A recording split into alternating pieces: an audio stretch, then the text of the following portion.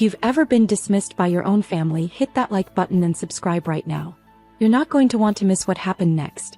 My name is Sarah Anderson, and for 28 years I was the family punchline. The daughter who settled for a basic bank job, while my brother Marcus built his empire of luxury car dealerships. The disappointment who wore sensible suits instead of designer labels. The boring one who talked about interest rates at dinner while Marcus closed million-dollar deals. What my family didn't know was that I wasn't just working at Sentinel Private Bank.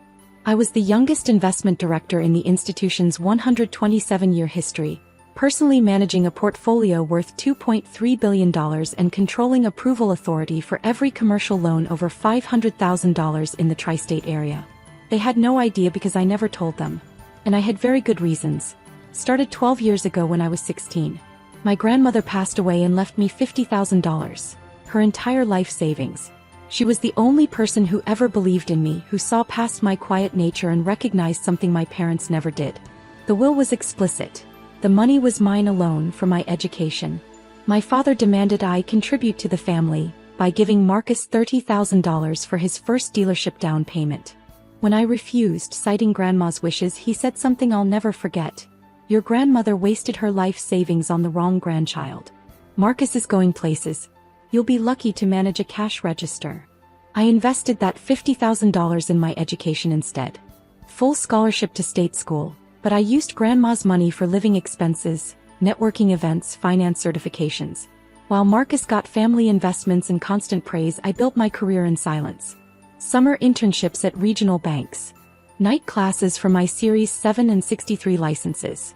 Weekend studying for my CFA. By 23 I was an associate at Sentinel. By 25, a senior loan officer. By 27, investment director. The person who decided which businesses got funded and which didn't. The person who could greenlight an 8-figure loan or kill it with a single signature. My family knew I worked at the bank. They assumed I was a teller, maybe a branch manager if they were feeling generous. I never corrected them because I wanted to see something. Would they ever value me without knowing about my success? Would they ever be proud of who I was, not what I could do for them? The answer became clear at every family gathering. Marcus would arrive in his latest luxury vehicle, and my parents would parade him around like a prize. Marcus closed another dealership, 15 now across 3 states. Mom would announce to anyone within earshot. When I arrived in my practical Honda Accord, Dad would pat my shoulder with barely concealed pity. Still at the bank, sweetheart? Well, not everyone can be an entrepreneur like your brother. I'd smile and say, still there. It pays the bills. What I didn't mention was that my annual compensation package was $340,000, or that I'd just approved a $12 million loan to a tech startup that would triple in value within 2 years, earning me a 6-figure bonus. 3 months ago the dynamic shifted. Marcus announced at Sunday dinner that he was expanding the empire, a flagship luxury dealership in the city's premium district. The crown jewel, he called it. We're talking $5 million in inventory alone. Bentley, Rolls-Royce, Lamborghini. Ultra-high net worth clientele only. My father beamed. That's my son. Thinking big. Always thinking big. Marcus continued, chest puffed with confidence. I've got a meeting at Sentinel Private Bank next month. Need a $5 million line of credit for inventory and build-out. They'd be idiots not to approve it. My dealerships did $47 million in revenue last year. Something cold settled in my stomach. Sentinel Private Bank. My bank. A $5 million commercial loan. My approval authority. Sounds ambitious, I said carefully. Sentinel's pretty selective with their commercial lending. Marcus laughed. Please, Sarah. This is real business, not whatever paperwork you shuffle.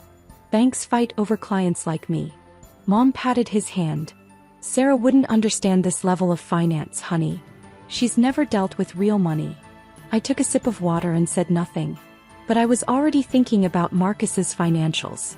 I'd seen his dealership group's name cross my desk twice in the past year, both times in risk assessment reports. High debt-to-equity ratio. Concerning cash flow patterns. Inventory financing that kept getting extended. I'd made a mental note to watch that account. Now it was about to become my problem directly. Over the next 4 weeks I did what I always did. My job. Marcus's loan application came through official channels. As investment director, Anything over $500,000 landed on my desk for final review. I assigned it to my senior analyst, Maria, without mentioning the family connection. I wanted an objective assessment first. Maria's report came back with a yellow flag. Applicant shows strong revenue but concerning leverage ratios. Existing debt service is 43% of gross profit. 3 payment extensions in the past 18 months. Credit utilization at 87% across all facilities. Recommend additional collateral or personal guarantee before approval. I dug deeper myself, pulling 5 years of financial statements, tax returns, credit reports. The picture that emerged wasn't pretty. Marcus's empire was a house of cards. Impressive from the outside, hollow underneath. He'd been borrowing to cover previous borrowing, using new dealership revenue to make payments on old ones. Classic signs of overextension. The flagship expansion wasn't growth. It was desperation. One more gamble to try and revenue his way out of a debt hole. I prepared my analysis with zero emotion. This wasn't about family. This was about fiduciary responsibility to my institution and our investors. A $5 million unsecured line to an already over-leveraged dealership group? Declined. Not even close. But I didn't cancel the meeting. I wanted to see how this would play. The week before the appointment, Marcus was insufferable. At Sunday dinner, he'd brought architectural renderings of the new dealership. 12,000 square feet. Floor-to-ceiling glass. This is going to put me in a different category entirely. Dad studied the plans with reverence. You've always had vision, son. Always. Marcus glanced at me. Sarah, you should come to the bank meeting. It might be educational for you. See how major deals actually get done. Mom laughed. Oh, Marcus, Sarah would be so out of place. Can you imagine? She probably doesn't even know what a commercial line of credit is. Something in me snapped. Not anger. Calculation. Actually, that sounds interesting. What day is your appointment? Marcus looked surprised but pleased. Thursday, 2 p.m. But seriously, Sarah, this is going to be high-level stuff. Complex financial instruments. You might not follow the conversation. I'll try my best, I said, keeping my voice humble. Maybe I'll learn something. That Thursday morning, I dressed carefully. My usual work attire, tailored navy suit, Cartier watch, a gift to myself when I made director. Subtle makeup. Professional but understated. I drove my Honda to the bank, parked in my reserved spot in the executive garage, and took the private elevator to the executive floor. My office overlooked the city from the 42nd floor. Corner office, glass walls, my name on the door. Sarah Anderson, Investment Director. On my desk sat 3 files. The top one was labeled Marcus Anderson / Anderson Luxury Auto Group / $5 million LOC application. I'd read it cover to cover a dozen times. I knew every number, every discrepancy, every red flag. My assistant, Jennifer, buzzed at 1:45 p.m. Your 2 p.m. is here. Shall I show them to conference room A? Give me 5 minutes, then bring them up. I gathered my materials, including a second file I'd prepared, one my family hadn't seen yet. Then I walked to conference room A, the same room where we conducted all major loan negotiations. 20-foot mahogany table, leather chairs. Walls lined with photographs of the bank's 127-year history. I stood by the window, back to the door, reviewing my notes. At exactly 2 p.m. I heard voices in the hallway. My father's booming laugh. Marcus's confident tone. Mom's excited chatter. They'd brought the whole family to witness Marcus's triumph. The door opened. Jennifer's professional voice. Mr. Anderson, please make yourself comfortable. Ms. Anderson will be with you shortly. I heard Marcus say, actually, funny coincidence. My sister works here. Basic position, but she was curious about the process, so we told her she could observe if. I turned around. The look on Marcus's face was almost worth 12 years of condescension by itself. Sarah. Mom's voice came out strangled. What are you doing in this office? I smiled and sat at the head of the table. Hello, Marcus. Dad. Thank you for coming. Please, sit down. Dad's eyes were darting around the room, taking in the executive furnishings, the city view, my position at the table head. I don't understand. Where's the loan officer? You're looking at her. I opened my portfolio. Actually, my official title is Investment Director. I have final approval authority for all commercial loans over $500,000. Which brings us to your application, Marcus. The color was draining from Marcus's face. You're the decision maker? I am. I slid a document across the table. I've reviewed your application thoroughly. Before we discuss my decision, I need to clarify some discrepancies in your financial statements. Mom found her voice. Discrepancies? Marcus's businesses are incredibly successful. Mom. My voice wasn't loud, but it cut through the room. You're welcome to observe this meeting, but the financial discussion is between Marcus and me. As his loan officer, I have some questions. I turned to Marcus, who looked like he might vomit. Your application states $47 million in revenue last year. That's accurate. What you didn't disclose is that your net profit margin was 2.1%, well below industry standard of 7 to 9%. Can you explain why? Marcus's mouth opened and closed. It's industry specific. Luxury vehicles have different. No, they don't. I slid another page across. I pulled comparable dealership groups in your market. They're averaging 6.8% net profit. Your margins are depressed because you're servicing debt at unsustainable levels. Your total debt obligation is $23.7 million across 8 different facilities. Your debt service is consuming 43% of your gross profit. Drop a comment and let me know where you're watching from tonight. Dad tried to intervene. Now wait a minute, Sarah, I don't think you understand how business. Mr. Anderson. I use my professional voice, the one that made CFOs sit up straight. I have a graduate degree in finance from Wharton, 12 years of commercial lending experience, and I manage a $2.3 billion investment portfolio. I understand exactly how business works. Now please, let me finish with my client. The room went dead silent. I continued, my eyes on Marcus. You've also had 3 payment extensions in the past 18 months. Each time you blamed seasonal cash flow issues. But the pattern shows chronic liquidity problems. You're borrowing from new acquisitions to cover debt service on existing dealerships. Marcus's voice shook.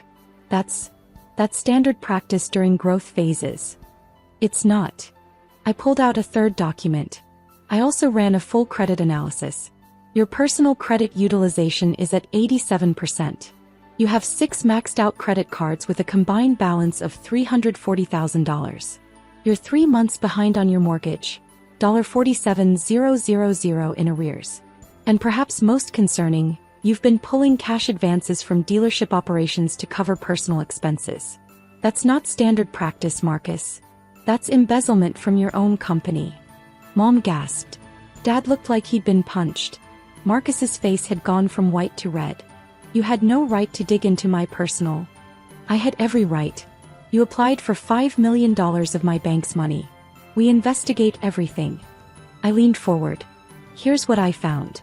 You've built an impressive facade. Luxury cars, designer clothes, the big house. But underneath, you're drowning. You're not expanding from success, Marcus. You're gambling on one more big win to dig yourself out of a hole you've been digging for 5 years. That's not, Marcus started, but his voice cracked. The flagship dealership isn't a growth opportunity. It's a desperate attempt to generate enough revenue to cover your existing debt service. Except the numbers don't work. Even with optimistic projections, you'd need to do $8 million in sales the first year just to break even on the new debt service plus your existing obligations. The luxury market in that district can't support those numbers. 3 other dealers tried and failed in that location in the past decade. I slid the loan application across the table with a red stamp across the top. Declined. Your application is denied. The risk profile is unacceptable. I'm recommending that the bank also review your existing facilities for potential covenant violations. Marcus stared at the document like it might bite him. Sarah. You don't understand the full picture. I understand perfectly. I opened the second file I'd brought. I also pulled these records from our fraud detection unit. Over the past 2 years, you've been falsifying financial statements to your lenders. Overstating inventory values by 15 to 22% across multiple reporting periods. That's bank fraud, Marcus. A federal crime. Dad shot to his feet. Now you listen here, young lady. Sit down, Dad. My voice was ice. And never call me young lady in my office again. He sat, shock written across his face. I continued, my eyes never leaving Marcus. I've already forwarded these findings to our fraud investigation team. They're required to report to federal authorities within 48 hours. You should probably retain a criminal defense attorney. Mom started crying. Sarah, he's your brother. How could you? How could I do my job? I stood up, gathering my files. How could I protect my institution from fraud? How could I refuse to enable someone who's been lying to banks for 2 years? I walked to the window, then turned back. You want to know the saddest part? None of this would have happened if you just asked me for help 2 years ago when the problem started. I could have restructured your debt, negotiated better terms, created a realistic business plan. That's literally what I do for our clients, help them succeed. But you never asked. Because you never thought I was capable of understanding real business. Because I was just the daughter with the basic bank job. Because I drove a Honda instead of a Bentley. Marcus's voice was barely a whisper. Sarah, please, if this gets reported, the other banks will call their loans. I'll lose everything. You've already lost everything. I pressed the intercom. Jennifer, please call security to escort our guests out. Dad found his voice, desperate now. Sarah, be reasonable. We're family. Families help each other. Do they? I turned to face him fully. Where was that family loyalty when you told me I'd be lucky to manage a cash register? When Marcus called my career shuffling paperwork? When Mom said I'd never understand real money? I pulled out one more document. This one I'd kept in my personal file for years. This is Grandma's will. The one where she left me $50,000 for my education. The one where Dad demanded I give Marcus $30,000 for his first dealership down payment. Remember what you said when I refused? Dad's face went pale. I read from the document. Your grandmother wasted her life savings on the wrong grandchild. Your exact words, Dad. 12 years ago. I set the paper down gently. Grandma didn't waste a penny. She invested in the grandchild who would honor her sacrifice by building something real. Not the one who would take shortcuts and lie to banks. Security appeared at the door. 2 officers in sentinel uniforms. These guests are leaving, I said professionally. Please escort them to the lobby. Marcus stood on shaking legs. Sir, please, there has to be something. There is something. Accept responsibility. Stop lying to banks. File for bankruptcy protection if needed. Rebuild honestly. But I won't enable your fraud, and I won't risk my institution's capital on someone who's been systematically lying to lenders. Mom grabbed my arm as she passed. You're destroying your brother's life. I gently removed her hand. Marcus destroyed his own life. I'm just refusing to be complicit in the destruction. As they walked toward the door, Dad turned back one last time. We're your family, Sarah. No, I said quietly. Grandma was my family. She believed in me when no one else did. You 3 are just people I happen to share DNA with. The door closed behind them. I stood alone in the conference room, hands steady, breathing calm. No tears. No regret. Just the quiet satisfaction of a job done properly. Jennifer buzzed 20 minutes later. Ms. Anderson? The bank president would like to see you. In his office, President Morrison sat behind his massive desk, looking troubled. Sarah, I just heard about the Anderson Luxury Auto meeting. I want you to know the bank fully supports your decision. The fraud indicators alone justified the decline. Thank you, sir. However, he hesitated. I also know Marcus Anderson is your brother. That couldn't have been easy. It was the easiest decision I've made all week, I said honestly. My job is to protect this institution. Personal relationships don't factor into credit decisions. He smiled slightly. That's exactly why you're the youngest director in bank history. Your judgment is flawless, even under impossible circumstances. Hit that subscribe button if you've ever had to set boundaries with toxic family, because what happened next proved I'd made exactly the right choice. The consequences cascaded faster than even I'd anticipated. Within 6 hours, our fraud investigation team filed their report with the FBI and the Office of the Comptroller of the Currency. Federal bank fraud carries serious consequences. Up to 30 years in prison and $1 million in fines. By the next morning, Marcus's other lenders had gotten wind of the investigation. 3 banks called their loans immediately, as is their right when fraud is suspected. Another $8 million in debt came due within 30 days. Marcus called me 17 times that day. I didn't answer. Within 48 hours, the bank had frozen Marcus's business accounts pending investigation. His dealerships couldn't make payroll. His luxury inventory couldn't be financed. His whole operation ground to halt. By the end of the week, Marcus had filed for Chapter 11 bankruptcy protection. The flagship dealership deal died instantly. His existing dealerships went into receivership. Everything he'd built, or pretended to build, collapsed like the house of cards it had always been.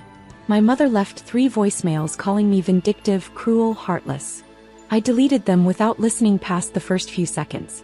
My father sent an email asking if I was satisfied with destroying my own brother. I archived it without responding. What they didn't know was that I'd already done the one thing I could do.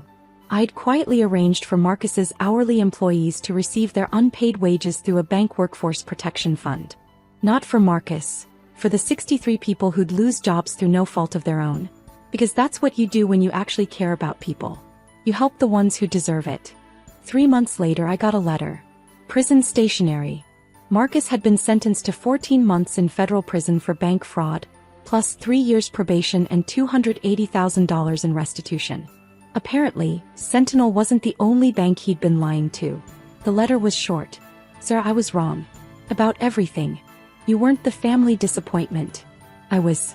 You built something real while I built lies. I'm sorry it took prison for me to see that. I don't expect forgiveness. I just wanted you to know. Grandma chose right. Marcus.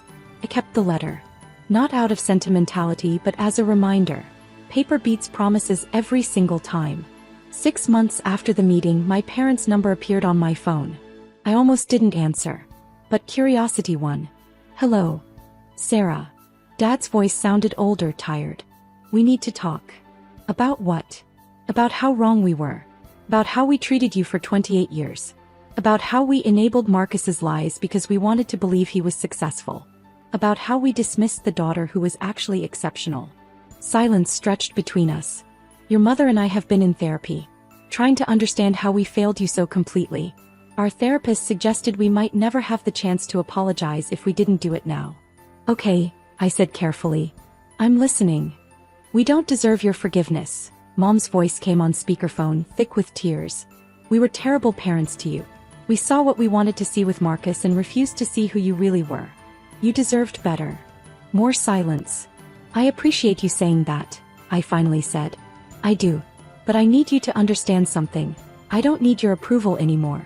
I stopped needing it 12 years ago when I decided to build my own life. The validation I was looking for? I gave it to myself. We understand, Dad said quietly.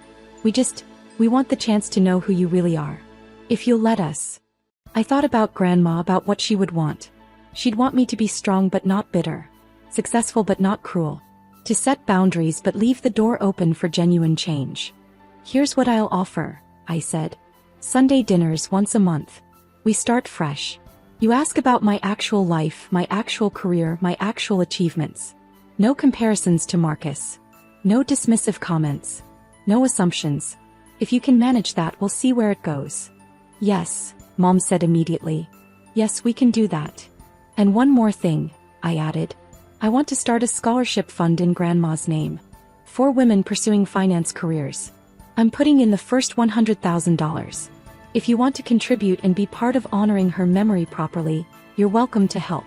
Dad's voice cracked. We'd like that very much. That was 6 months ago.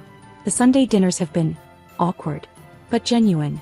My parents ask about my work now and actually listen to the answers. They still don't fully understand what I do, but they're trying. That's more than they ever did before. Marcus gets out of prison next month. I've arranged for him to interview at a local Honda dealership for a sales position.